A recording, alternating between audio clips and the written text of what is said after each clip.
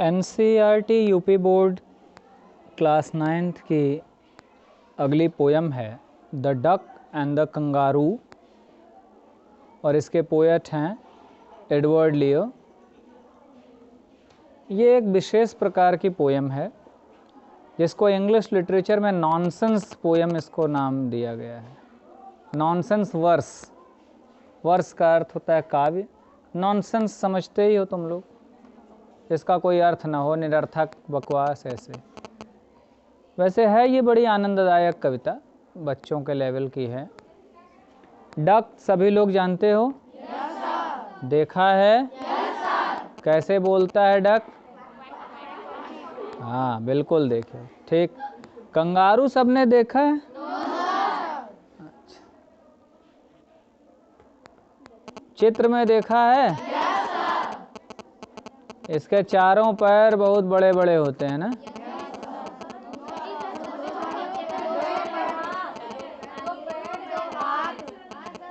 Kangaroo के पिछले पैर छोटे होते हैं ना? बड़े होते हैं। आगे वाले छोटे। अच्छा, और कुछ विशेषता कंगारू की? हाँ, जो मादा कंगारू होती है फीमेल, उसके पेट में बना रहता है बैग जैसा, उसी में बच्चे रख देती है, उसी में उसके स्तन होते हैं, ब्रेस्ट्स। बच्चे दूध पीते हैं ना, बच्चे उसके बहुत अविकसित पैदा हो जाते हैं, बहुत पहले जन्म हो जाता है बच्चों का, तो इसलिए उसको उसी में रखना पड़ता है। महीनों उसमें रहते हैं, उसी में दूध पीते हैं, उसी में बड़े होते हैं। फिर जब बड़े होते हैं तो ऐसे निकाल के ऐसे बाहर झांकते हैं। इनकी बनावट ऐसे होती है कंगारू की। ऑस्ट्रेलिया में अधिक पाया जाता है, देश में और भी कई द्वीपों में, ऑस्ट्रेलिया में ये मुख्य रूप से पाया जाता है। हम लोगों ने तो खूब देखा है, तुम लोग भी किसी जू में जाओगे तो देख लोगे, कोलकाता जू में काफ़ी हैं। ये काफ़ी तेज छलांग लगा, इसका तो हॉप, अगला पैर बड़ा छोटा, पिछला पैर काफ़ी मजबूत, और पिछला पैर इनका काफ़ी मजबूत होता है। ये किक भी करते हैं, लात मारते हैं यानी। इनकी पूंछ भी काफ़ी मोटी मजबूत सी होती है, इनकी बॉडी को बैलेंस बनाने में पूंछ हेल्प करती है, बैठते हैं उसी के सहारे। लड़ने भिड़ने में बड़ी तेज होते हैं कंगारू, बतख भी लड़ भिड़ लेते हैं। इस पोएम में स्टोरी है कि एक बतख है, एक कंगारू है, दोनों में मित्रता है। बतख पॉन्ड में रहती, तालाब में, और अपने जीवन से ऊब गया बतख। कहते हैं कि भाई हम तो यहाँ रहते रहते एकदम मज़ा नहीं आ रहा, एक ही जगह है, तुम तो यार बड़े दूर दूर तक दौड़ भाग आते हो। बतख बहुत लंबी उड़ान नहीं भर सकते, बहुत तेज़ दौड़ भी नहीं सकते, पानी वाले जीव हैं। तो मुझे घुमा दो भाई, मित्र हो मेरे। रिक्वेस्ट करता है तो कंगारू तैयार होता है, अपने पीठ पे बिठा के इसको घुमाता है। तो बस, हाँ पूंछ पर या पीठ पर कहीं भी समझ लो, ठीक है, पूंछ पर ही बैठकर घुमाता है। तो ये है मित्रता की एक कहानी कि एक दूसरे की हमें सहायता भी करनी चाहिए, लेकिन ये नॉनसेंस वर्स है एक प्रकार का। तो मज़ेदार पोयम है, कोई बहुत कठिन इसमें शब्द नहीं है, 2-4 कठिन शब्द आएंगे, वो क्लियर करा दूंगा। हॉप बता ही दिया, फुदक के चलना। Said the duck to the kangaroo, good gracious, how you hop over the fields and the water too, as if you never would stop. And my life is a bore in this nasty pond, and I long to go out in the world beyond. I wish I could hop like you, said the duck to the kangaroo. Please give me a ride on your back, said the duck to the kangaroo. I would sit quite still and say nothing but quack the whole of the long day through, and we would go to the Dee and the Jelly-Bo-Lee, over the land, over the sea. Please take me a ride, oh do, said the duck to the kangaroo. Said the kangaroo to the duck, this requires some little reflection. Perhaps on the whole it might bring me luck, and there seems but one objection, which is, if you will let me speak so bold, your feet are unpleasantly wet and cold, and would probably give me a rheumatism, said the kangaroo. Said the duck, as I sat on the rocks, I have thought over that completely, and I bought 4 pairs of worsted socks, which fit my web feet neatly, and to keep out the cold I have bought a cloak, and every day a cigar I'll smoke, all to follow my own dear true love of a kangaroo. Said the kangaroo, I am ready, all in the moonlight pale, but to balance me well, dear duck, sit steady, and quite as at the end of my tail. So away they went with a hop and a bound, and they hopped the whole world 3 times round. And who so happy, oh who, as the duck and the kangaroo. पहले stanza में said the duck to the kangaroo, kangaroo से duck कह रहा है good graces, good graces बहुत ही प्रेम सम्मान से, और भाई कैसे हो, और सुनाओ क्या हाल चाल, ऐसे बोल चाल का एक तरीका है, और तुम अच्छे तो, हाउ यू हॉप, कितना आनंद आता है, कितना सुंदर उछलते हो भाई, कितने सुंदर छलांग लगा लेते हो, over the fields and water too, मैदानों में, पानी में, हर जगह छलांग लगा लेते हो भैया, as if you never would stop, ऐसा लगता है तुम्हें देख कर भाई कि तुम तो कभी रुकोगे ही नहीं, क्या कूदते हो, क्या छलांग लगाते हो। माई लाइफ इज़ अ बो इन दिस नेस्टी पॉन्ड, मेरा जीवन बिल्कुल बोर हो गया एक गंदे से तालाब में, जीवन एकदम नरक हो चुका है। तुम लोग भी कभी कभार ऐसे सोचते होगे ना, यहीं पैदा हुए हैं गांव में, यहीं कई बार तुम लोग घर में होता होगा, कई बार झगड़ा होता होगा मम्मी पापा में, तो मम्मी कहती होंगी तोरे साथे बियाह के हमार जीवन नरक हो गए, यहीं सड़ गया, यहीं देहात में, होता है कि नहीं होता है। तो वही कह रहे हैं इंग्लिश में, my life is a bore in this नेस्टी pond, इस गंदे तालाब में पूरा जीवन व्यर्थ हो गया, एकदम बोरिंग लाइफ हो गई। And I long to go out in the world beyond, I long, long का अर्थ लंबा, अब कहूँ तुम लोग गधे हो, लॉन्ग का अर्थ बहुत ज़्यादा व्याकुलता से चाहना। डिक्शनरी कितने लोगों के पास है, जाके देख लीजिएगा, ठीक है।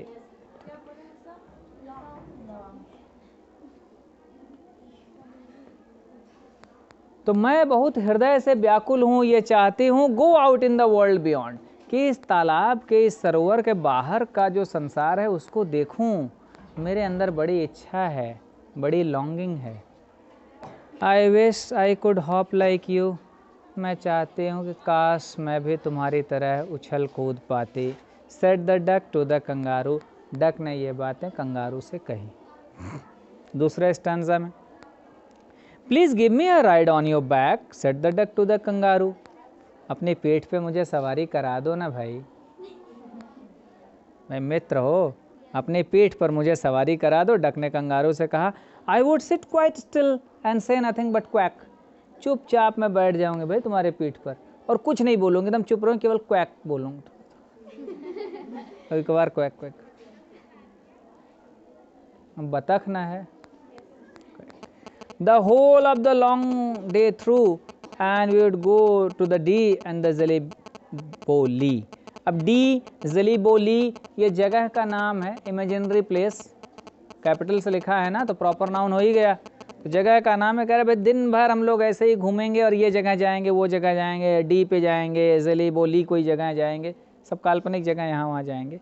Over the land and over the sea, पूरे ज़मीन पर जाएंगे, लैंड यानी धरती पे, देश में, समुद्र में जाएंगे, हम लोग हर जगह घूमेंगे। Please take me a ride, O do, please please सवारी करा दो ना, घुमा दो ना।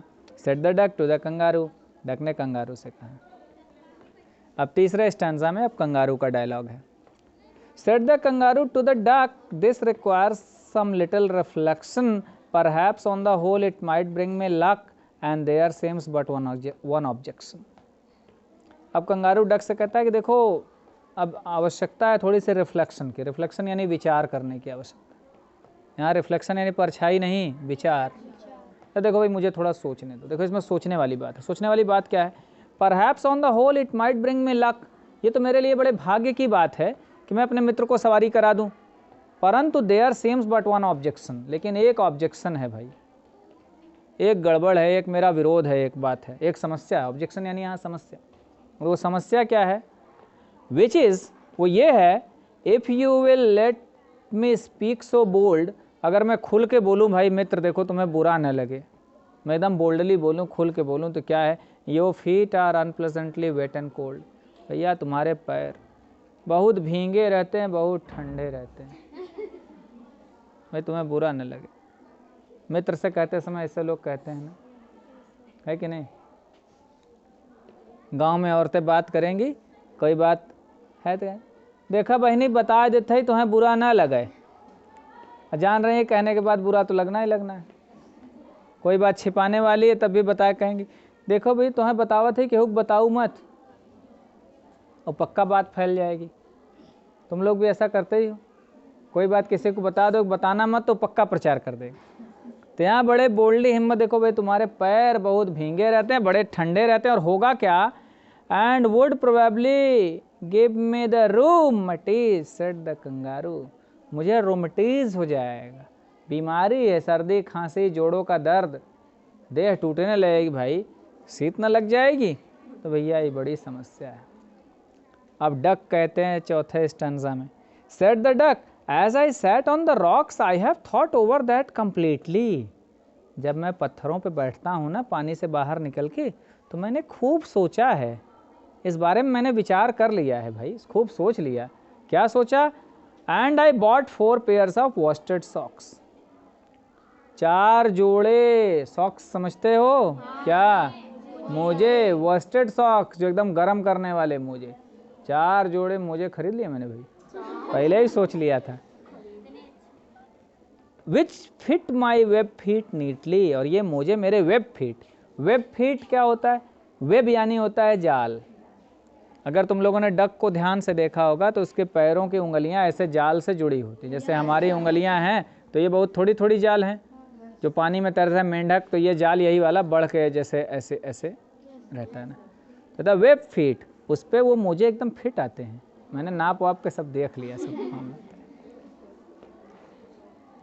And to keep out the cold I have bought a cloak, और ठंडी को दूर रखने के लिए मैंने एक क्लोक भी खरीद लिया। क्लोक यानी बिल्कुल ऊपर से नीचे तक ऐसे चोंगा टाइप का पहन लेते हैं, ओवरकोट टाइप का, वैसे मैंने वो भी खरीद लिया भाई, पूरे का पूरा ऐसे क्लोक खरीद लिया है। और इतना ही नहीं, and every day a cigar I will smoke, रोज़ एक सिगार पीऊँगा। सिगार सिगरेट से थोड़ा महंगा होता है, मोटा फिल्मों में देखो बहुत बड़े बड़े लोग पीते हैं, जैसे जो एकदम दरिद्र टाइप का आदमी होता है बीड़ी पीता है, उससे थोड़ा सा जो कम होता है वो सिगरेट पीता है। तो बड़े लोगों का शौक़ है सिगार पीना, अब फैशन में कम है लेकिन पुरानी फिल्मों में देखोगे थोड़ा मोटा होता है, तो उससे भी लोग कहते हैं भैया जाड़ा दूर रहेगा थोड़ा सा, तो कह रहा है जाड़े से बचने के लिए रोज़ एक सिगार भी पीऊँगा, पूरी तैयारी कर ली है भाई। All to follow my own dear true love of a kangaroo, और ये सब मैं किस लिए करूँगा, क्योंकि मेरे प्यारे मित्र जिनको इतना प्रेम करता हूँ कंगारू के लिए करूँगा भाई। मुझे खरीदे मुझे पहनूंगा, क्लोक खरीद लिया वो पहनूंगा, और रोज़ एक सिगार भी पी लूँगा, ठंडी तो लगने नहीं दूंगा भाई साहब। Said the kangaroo I am ready, तो 5वें स्टैंजा कंगारू के, तब तो मैं तैयार हूँ। ऑल इन द मूनलाइट पेल, लेकिन कब शुरू करें यात्रा, मूनलाइट पेल, जब काफ़ी पेल यानी पीला, मूनलाइट वाइट भी होता है पीला भी होता है, कभी कभार थोड़ा पीलापन लाइट लिया होता है, कभी कभार वाइट होता है, दूधिया प्रकाश मिल्की रेज होता है। कह रहा है जब पीलापन रहेगा एकदम मूनलाइट खूब बढ़िया रहेगी, रात को चलेंगे हम लोग ठंडे ठंडे में छाए छाए में। But to balance me well dear duck sit steady, लेकिन प्यारे डक बैलेंस बढ़िया से बनाना, स्टीडी मतलब दृढ़, हिलना डुलना मत, नहीं तो कूदूंगा तुम उधर लुढ़क जाओ, कहोगे फोड़ दिया खोपड़ी, टांग तोड़ दिया। तो भाई स्टीडी, दृढ़ता से बैठना, बैलेंस बना के, and quite at the end of my tail, और ऐसा करना कि एकदम पूंछ के वहीं किनारे बैठना एकदम अंत में। डक ने तो कहा था पीठ पे बिठाओ, उसने कहा नहीं पूंछ के किनारे बैठना, बैलेंस बना के वहीं अंत में बैठना। So away they went with a hop and a bound, और इस प्रकार दोनों चले गए, हॉप एंड बाउंड मतलब कूदे, बाउंड यानी रुके फिर कूदे, और इस तरह कूद कूद कर वो चले गए। And they hopped the whole world 3 times round, और पूरे संसार का चक्कर लगा दिए 3 बार। ये दोनों मित्र इस तरह घूमते घामते 3 बार चक्कर लगा लिए।